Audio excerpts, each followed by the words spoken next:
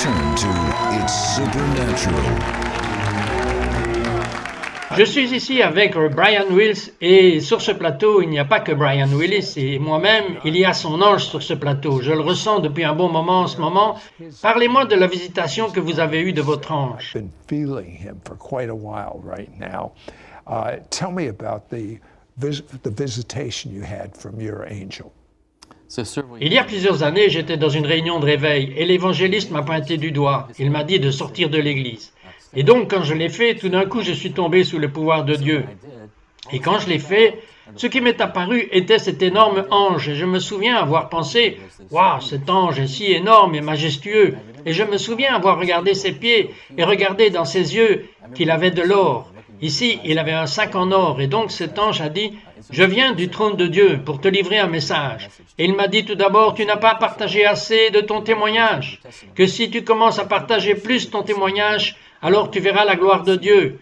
Tu commenceras à voir le pouvoir de travail miraculeux de Dieu commencer à avoir lieu dans les réunions. » Ok, il a commencé à confirmer certaines choses à propos de mon appel, mon objectif. Il me préparait pour certaines des choses que vous savez qui va arriver dans les jours à venir.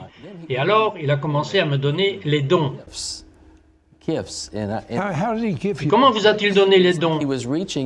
C'était comme s'il tendait la main, presque si vous pouviez imaginer un don ou un cadeau, il le toucherait et ça viendrait en moi. Et au début, mon esprit naturel était comme quoi je savais que je recevais quelque chose.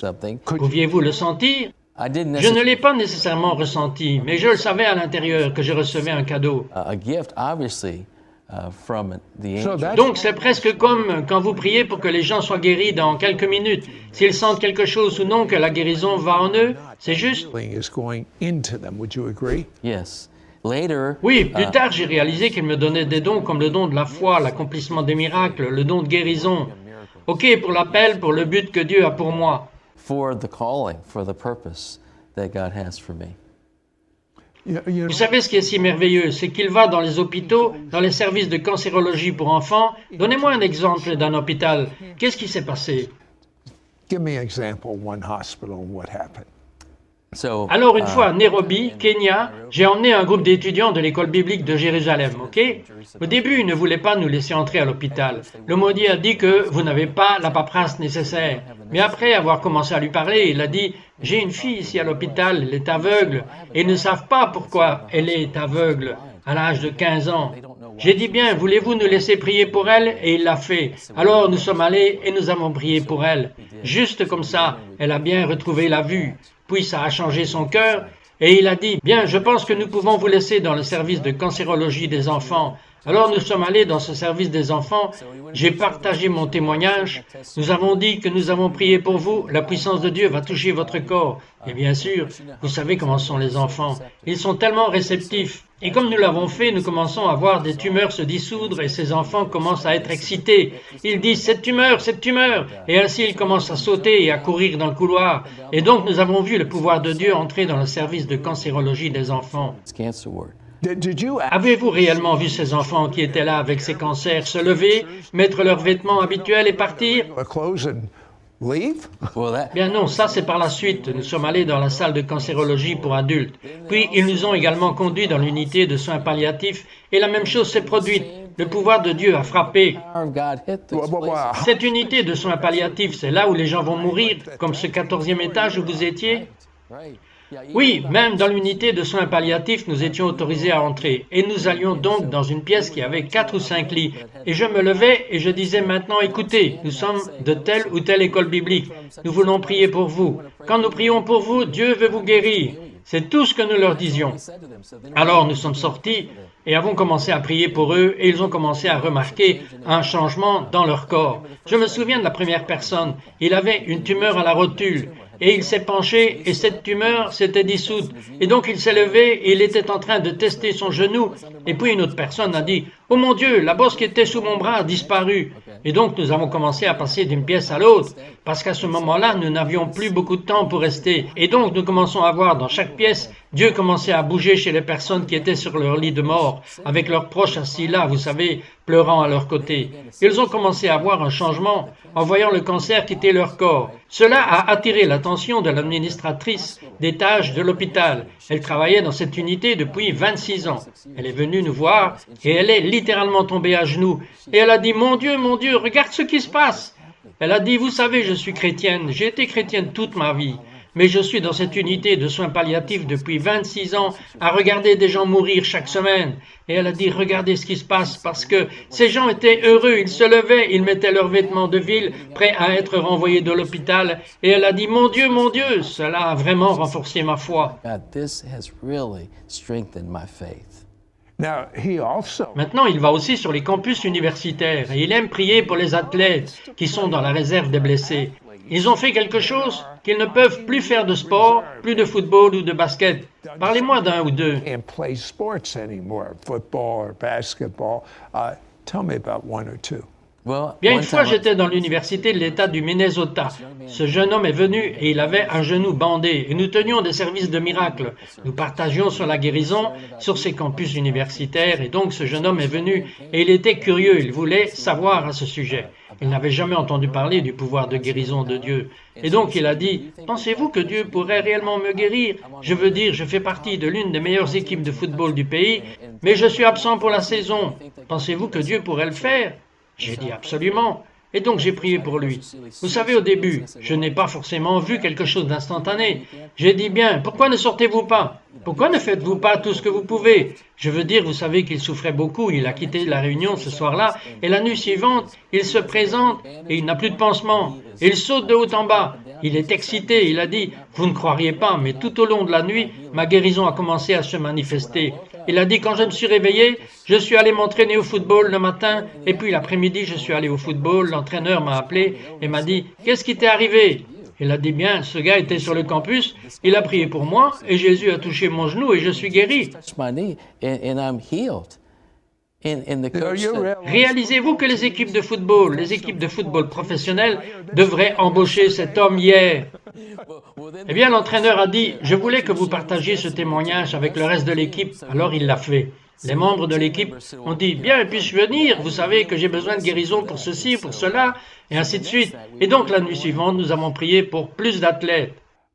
Je vais vous dire qu'on en a juste quelques-uns de plus, et puis je vous ferai prier. Parlez-moi de Michel, dont les reins ont échoué. we've seen many Nous avons healings. vu de nombreuses guérisons où les gens se tenaient sur la parole de Dieu. Michel en était une. J'ai reçu un appel une fois de son mari. Je ne l'avais jamais rencontré. Il a dit, j'ai reçu votre nom de quelqu'un et ma femme est dans une situation désespérée. Elle est dans le coma. Ses reins sont défaillants. Voulez-vous venir? Alors je suis venu et alors j'ai dit, bien, je veux vous partager ce qu'il en est avec vous, ce que la Bible dit. Et j'ai commencé à partager des écritures de guérison. Alors j'ai dit que c'est ce que nous allons faire. Nous allons parler de la vie.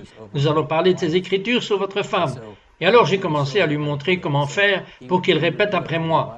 Ma femme vivra et ne mourra pas, et déclarera les œuvres du Seigneur par les meurtrissures de Jésus. Ma femme est guérie. Alors nous l'avons fait pendant plusieurs heures. Maintenant je devais le quitter, vous savez, après minuit, et j'ai dit, mais si vous continuez à faire ce que je vous dis de faire, les paroles de Dieu sont la vie, les paroles de Dieu sont la médecine, les paroles de Dieu guérissent. Et c'est ce qu'il a fait. Eh bien, j'ai reçu un appel téléphonique le lendemain matin, vers 7 heures du matin. Il était en ligne et il a dit « Je suis tellement excité. Ma femme s'est vraiment réveillée au milieu de la nuit.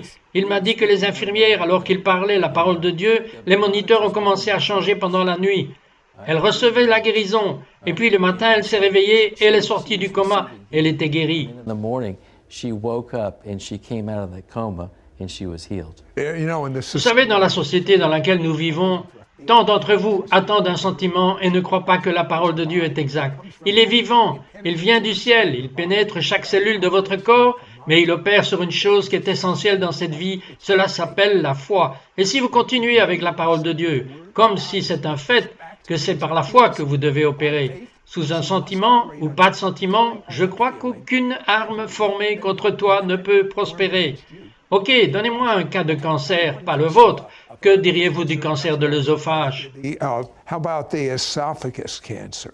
Yes. Oui, donc j'avais un de mes amis qui était diagnostiqué avec un cancer de l'œsophage et on lui a donné 6 mois ou moins à vivre. No, people usually Non, les gens ne s'en remettent généralement pas. do, but not. It's like maybe- less than a 5% Il y a moins chance. de 5% de chances de guérison et donc il ne savait rien sur la guérison. Alors j'ai dit, bien, laisse-moi te montrer, laisse-moi t'enseigner. Alors il a commencé à s'emparer des mêmes écritures et a commencé à parler au cancer et à lui commander de mourir comme Jésus a dit que nous pouvons parler à la montagne.